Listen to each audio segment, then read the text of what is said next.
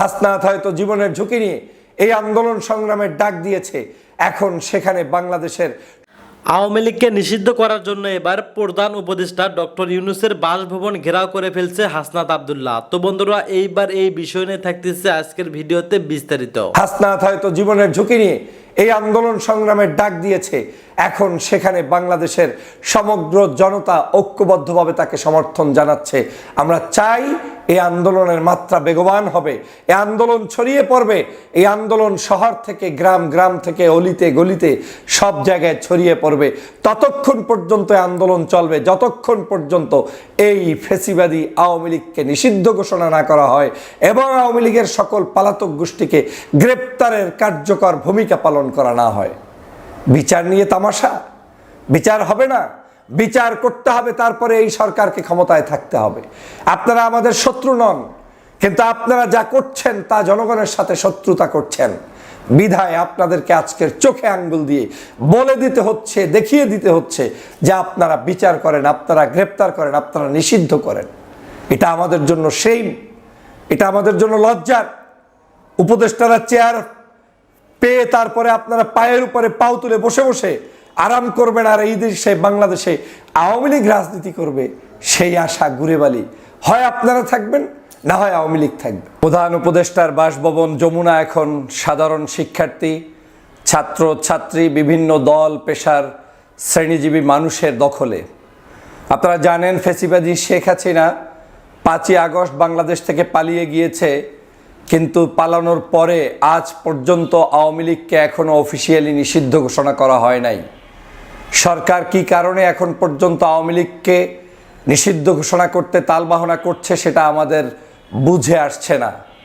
আপনারা জানেন যে একে একে আওয়ামী লীগের সকল দোসরদেরকেই দেশ থেকে বিভিন্ন জায়গায় তাদেরকে পাঠানো হচ্ছে, গোপনীয়তার সাথে তাদেরকে দেশ ত্যাগ করানো হচ্ছে। কাউকে কাউকে বাংলাদেশি বিভিন্ন প্রোটেকশনের মাধ্যমে রাখার সুব্যবস্থা করা হয়েছে। আওয়ামী লীগ 2000-এর অধিক মানুষকে হত্যা করেছে। ফ্যাসিবাদী শেখ হাসিনার নির্দেশে যারা যারা এই হত্যা কর্মকাণ্ডের সাথে সম্পৃক্ত তারা প্রত্যেকেই নিরাপদ আশ্রয়ে রয়েছে, কিন্তু কিছু নামকাওয়াস্তে কিছু সাধারণ আওয়ামী লীগারদেরকে গ্রেফতার করে শুধুমাত্র জাতির সাথে প্রতারণা প্রহসনের কার্যক্রম পরিচালনা করছে। আপনারা জানেন যে গত 5ই আগস্টের পূর্বে যে ভয়াবহ হত্যাকাণ্ডটি হয়েছে, এই হত্যাকাণ্ডে আওয়ামী লীগ সরকারের সেই সময়ের প্রধানমন্ত্রী শেখ হাসিনা, তারপরে সেই সময়ের ওবায়দুল কাদের, সেই সময়ের আপনার পররাষ্ট্রমন্ত্রী, স্বরাষ্ট্রমন্ত্রী, তথ্যমন্ত্রী, এরকম করে আইনমন্ত্রী সহ বড় বড় যারা রাঘব বোয়াল ছিলেন, যারা মূলত সরাসরি হত্যাকাণ্ডটি সংগঠিত করতে নির্দেশনা দিয়েছেন, তাদের মধ্যে সিংহভাগ মানুষকেই গ্রেপ্তার করা সম্ভব হয়নি তথা সম্ভব করেনি, তথা তাদেরকে গ্রেপ্তার করার কোনো মানসিকতা দেখানো হয়নি। উল্টো তাদেরকে আমাদের চোখ ফাঁকি দিয়ে বাংলাদেশ থেকে ভিন্ন দেশে পাঠানোর সুব্যবস্থা করা হচ্ছে, লাল গালিচা সংবর্ধনা দেওয়া হচ্ছে।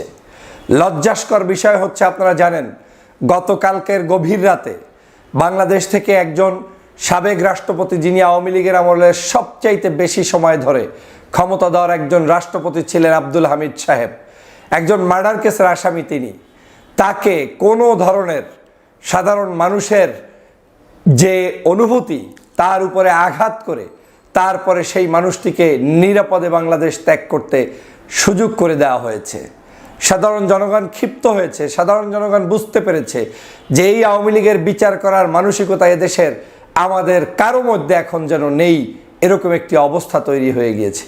সরকারও সেই কারো নেই ভাবের মধ্যে সরকারও সেটাকে লুফে নিয়েছে এবং সরকার সেই অবস্থানটা এখন দিন দিন জারি রাখা শুরু করে দিয়েছে।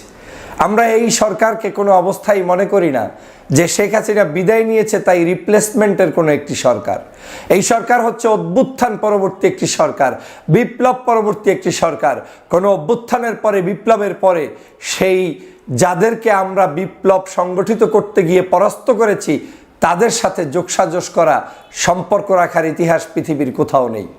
কিন্তু নির্লজ্জ হলেও সত্য, সেটা বাংলাদেশে এখন আছে।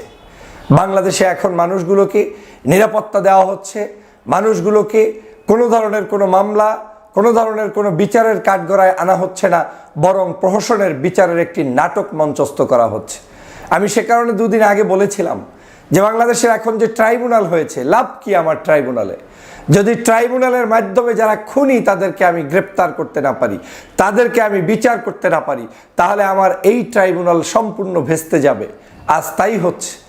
ট্রাইব্যুনাল ঠিকই গঠন করেছেন, কিন্তু ট্রাইব্যুনালের যারা আসামি, যারা মূলত খুনের নির্দেশদাতা, একজনও আপনি বাংলাদেশে পাবেন না।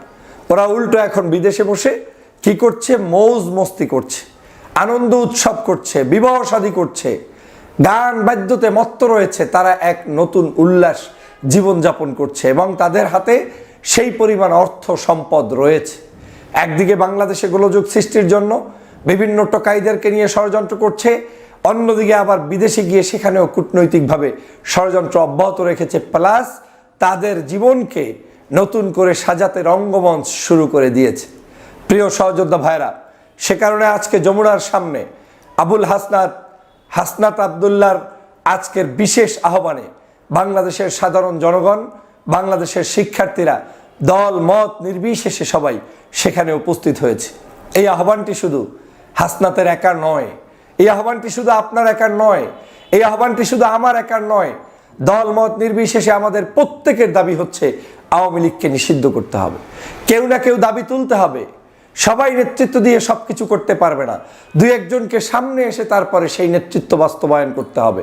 হাসনাত হয়তো জীবনের ঝুঁকি নিয়ে এই আন্দোলন সংগ্রামের ডাক দিয়েছে, এখন সেখানে বাংলাদেশের সমগ্র জনতা ঐক্যবদ্ধভাবে তাকে সমর্থন জানাচ্ছে। আমরা চাই এই আন্দোলনের মাত্রা বেগবান হবে, এই আন্দোলন ছড়িয়ে পড়বে, এই আন্দোলন শহর থেকে গ্রাম, গ্রাম থেকে অলিতে গলিতে সব জায়গায় ছড়িয়ে পড়বে।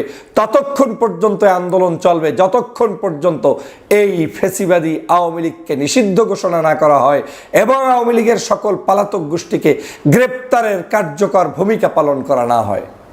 বিচার নিয়ে তামাশা? বিচার হবে না, বিচার করতে হবে, তারপরে এই সরকারকে ক্ষমতায় থাকতে হবে। আপনারা আমাদের শত্রু নন, কিন্তু আপনারা যা করছেন তা জনগণের সাথে শত্রুতা করছেন। বিধায় আপনাদেরকে আজকের চোখে আঙ্গুল দিয়ে বলে দিতে হচ্ছে, দেখিয়ে দিতে হচ্ছে যে আপনারা বিচার করেন, আপনারা গ্রেপ্তার করেন, আপনারা নিষিদ্ধ করেন। এটা আমাদের জন্য সেইম, এটা আমাদের জন্য লজ্জার।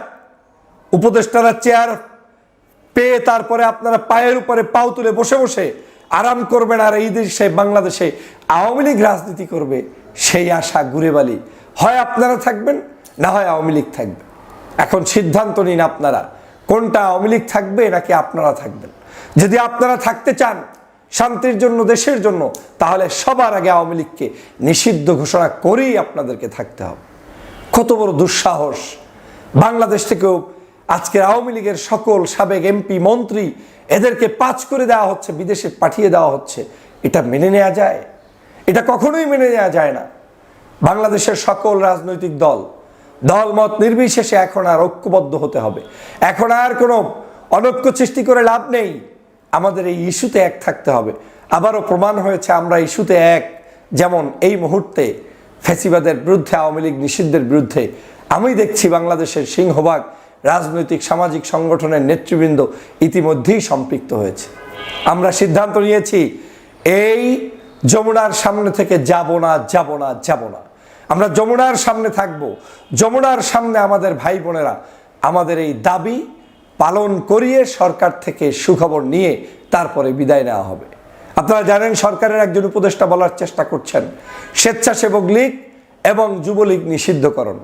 এক ছাত্রলীগ নিষিদ্ধ করে 9 মাস পার করেছেন, আবার স্বেচ্ছাসেবক লীগ আর যুবলীগ নিষিদ্ধ করে 9-18 মাস আপনারা পার করতে চান। 3-27 মাস চালিয়ে তারপরে বিদায় নেবেন, সেই স্বপ্ন বাস্তবায়ন হবে না। স্পষ্ট করে বলতে চাই, এই সব চলবে না।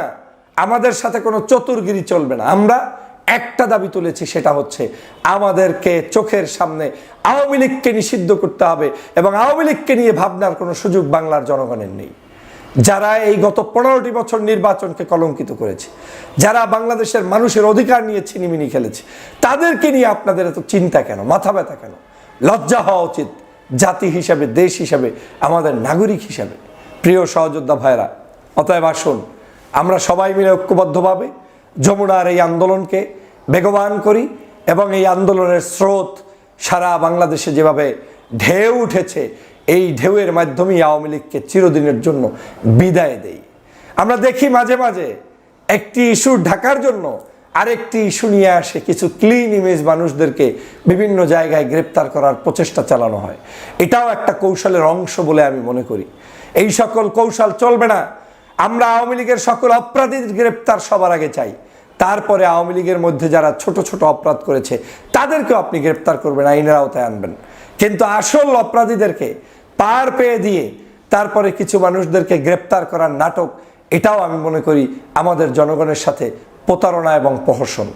প্রিয় ভাইরা, অতএব এই আব্দুল হামিদ পালিয়ে যাওয়ার পরে নতুন করে জনতা বুঝতে পেরেছে যে বাংলাদেশে এখন একটাই দাবি হওয়া উচিত, সেটা হচ্ছে যে কোনো মূল্যে আমাদেরকে ফেসিবাদের এই আওয়ামী লীগের দোসরদের সংগঠন আওয়ামী লীগকে চিরদিনের জন্য বন্ধ ঘোষণা করা।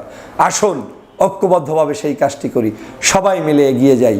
আল্লাহ হাফেজ। ধন্যবাদ প্রিয় দর্শকবৃন্দ, আমাদের ফুল ভিডিওটি দেখার জন্য আপনাকে জানাই অসংখ্য অসংখ্য ধন্যবাদ। তো বন্ধুরা, এতক্ষণ আপনারা যে ভিডিও ফুটেজ দেখতে পেয়েছেন, প্রধান উপদেষ্টার বাসভবন ঘেরাও করে ফেলছে আওয়ামী লীগকে নিষিদ্ধ করার জন্য, মানে একবারে মুছে ফেলার জন্য হাসনাত আবদুল্লাহ সহ আরও বেশ কয়েকজন সমন্বয়ক এবং অনেকেই। এই বিষয়টা আপনারা কিভাবে দেখছেন এবং এই বিষয় নিয়ে আপনাদের কি মন্তব্য অবশ্যই কমেন্ট বক্সে কমেন্ট করতে ভুলবেন না। আর হ্যাঁ, এমন নিত্য নতুন আপডেট খবর সবার আগে পেতে চাইলে এখনই আমাদের এই পিচ্চি সাকিব ইউটিউব চ্যানেলটি সাবস্ক্রাইব করুন। ধন্যবাদ।